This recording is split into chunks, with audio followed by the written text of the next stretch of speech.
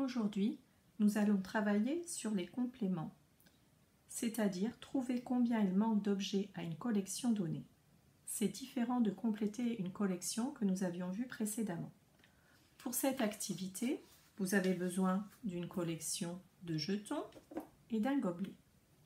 Pour commencer, vous allez présenter à votre enfant une collection.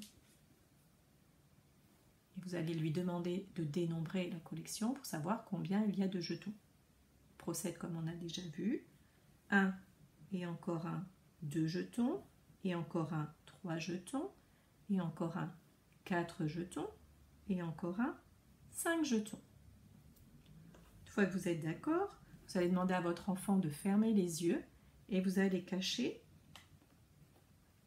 par exemple ici, 2 jetons que vous placez dans un gobelet.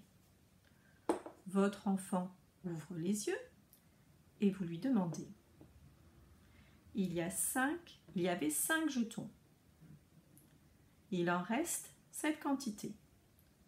Combien y a-t-il de jetons cachés dans le gobelet? Est-ce que tu peux me le dire? Donc votre enfant va vous faire une proposition et vous vérifiez avec lui, une fois qu'il a fait sa proposition, en sortant les jetons du gobelet. De cette façon, on travaille sur la décomposition de 5. 5, c'est 3 et encore 2. On peut, toujours en restant avec la collection de départ de 5 jetons, demander à nouveau à l'enfant de fermer les yeux. On cache un jeton. On lui demande d'ouvrir les yeux. Il y avait 5 jetons au départ. Maintenant, il reste cette quantité-là. Peux-tu me dire combien il y a de jetons cachés dans le gobelet?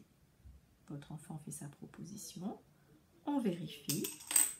Et on peut noter que 5 jetons, c'est 4 jetons et encore un. Ce jeu peut être répété sur des petits nombres, 3, 4, 5, puis sur des nombres plus grands à partir du moment où votre enfant, arrive à trouver des procédures. Vous pouvez aller jusqu'à 6, 7, 8, 9, éventuellement 10, si votre enfant arrive à trouver la solution.